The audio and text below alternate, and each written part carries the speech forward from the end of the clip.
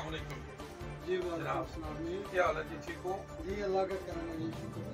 जी sir, अपना तारुफ कराओ ना कि ना थोड़ा सा पूरा। जी मेरा नाम अब्दुल वहीद है जी, अल वहीद बुटीक टेलरिंग से। जी तो सर तुसी माशाल्लाह ये टेलिंग का काम कर रहे हो ते ईद दे दिन ने ते जनाब अजकल ते कोई रश रुश होना है तुहाडे कोल? जी रास्ते माशाल्लाह बहुत है और महंगाई ने लोगों की कमर तोड़ दी है।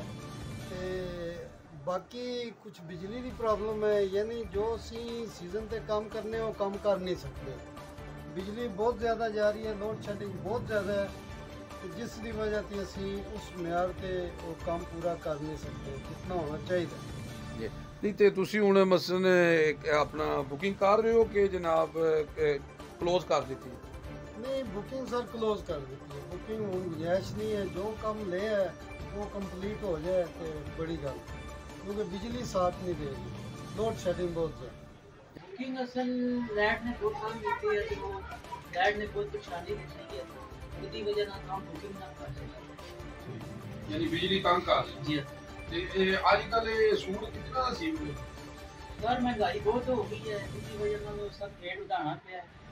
जेड़ा सूट का 1000 रुपया लैने उसका।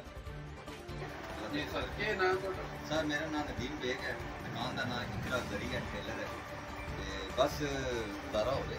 ਤੇ ਜਨਾਬ ਕੀ ਦੇ ਦਿਨਾਂ ਚ ਕੀ ਯਾਨੀ ਕੰਮ ਦੀ ਕੀ ਪੋਜੀਸ਼ਨ ਹੈ ਕਿ ਤੁਸੀਂ ਲੈ ਰਹੇ ਹੋ ਕਿ ਬੁਕਿੰਗ ਕਰ ਰਹੇ ਹੋ ਕਿ ਕਲੋਜ਼ ਕਰ? असल मैं लेडीज़ काम करना वा, लेडीज़ काम जिस टाइम ब्रिटिश आमदन ने बाहरों पार्टियां ने साड़ी हो गई काम, ਸਹੀ यानी कि 2 ब्रिटिश पार्टियां पै जान 200 सूट आ जाता, ਸਹੀ सानू इदा नाल कोई गलत नहीं होता।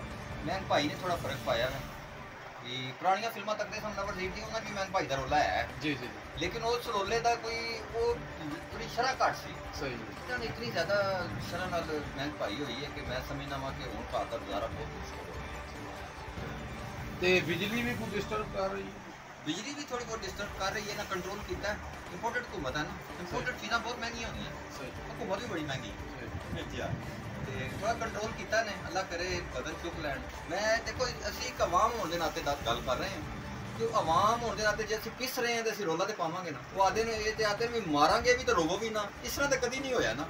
जो मार पैंदी है तो आवाज़ तो आती है ना रोन की, सही तो बस रोन की आवाज़ा निकलदियां रहियां चल रहे हूँ। अल्लाह इन्होंने ट्रस्ट करे।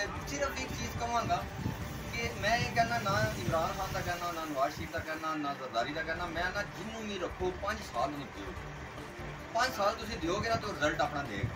2.5